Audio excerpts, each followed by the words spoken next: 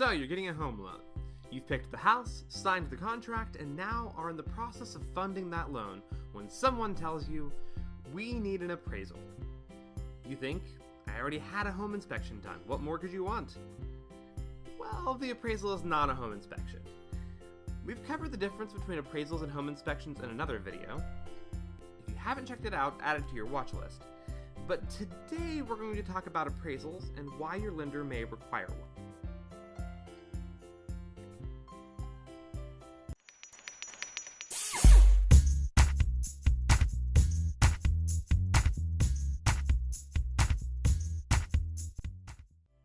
An appraisal is a professional opinion of value placed on the home you're trying to finance by a licensed appraiser. Lenders have to know if the property they are lending on is worth the amount they are lending. How do appraisers do this? Analysis and inspection. They start by visiting the home. They take measurements and pictures, as well as note deficiencies and improvements. Once the appraiser has been to the home, they fill out a report. The report consists of several parts. It starts with very general information: address, buyers, sellers, purchase, refi, contract price, and so on. The appraiser will note home and neighborhood characteristics, flood zones, and a general description of the utilities and the home itself. Then the report gets a little harder to read as it moves on to the comparable data table. After the appraiser has viewed the home, they will go back to their office and search for comparable home sales.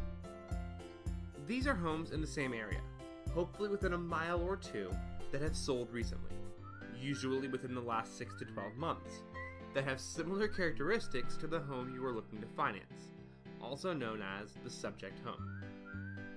Let's say you're buying a 3-bedroom home with an updated kitchen, 1 bath, and above-ground pool that is 1,052 square feet.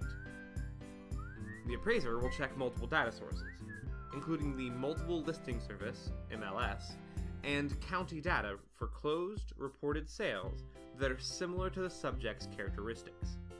Since typically no two homes are exactly the same, the appraiser will often have to make adjustments to the comparable sales prices in order to determine the subject's value. The appraiser will make a positive adjustment for any inferior feature a comparable has when compared to the subject, and they would make a negative adjustment for any superior feature. The goal is to adjust the comparable sales price to what it would be if they had the same features as the subject property.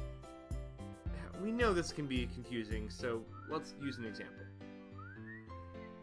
In this example, the sale price has not been disclosed.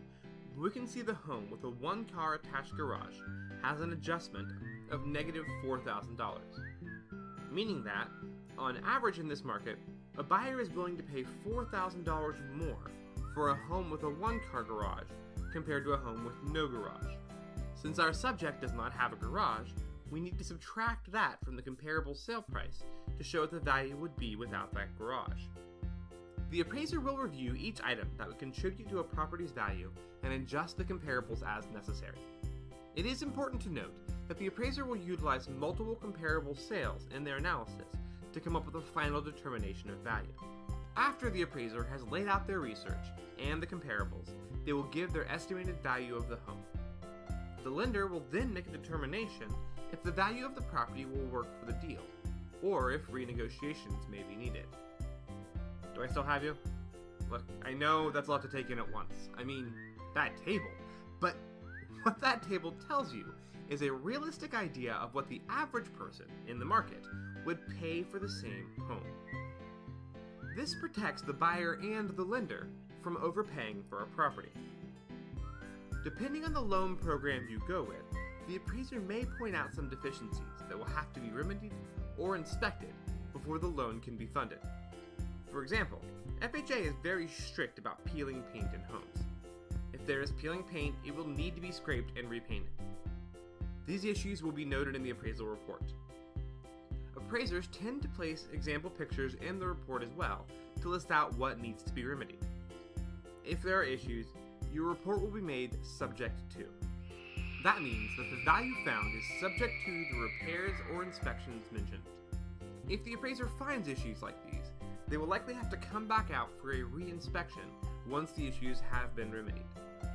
Once the appraisal is received by your lender, a dedicated reviewer or underwriter will go over the report to make sure all the information is accurate, and a sound report was completed for the lending decision.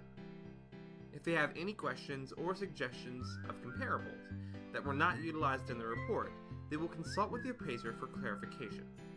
Once all of this is done, your lender will give their approval and the loan can move forward in the process. Okay, so that was a lot in one video, but knowing how to read your appraisal is important for understanding how your lender will see the price on your home.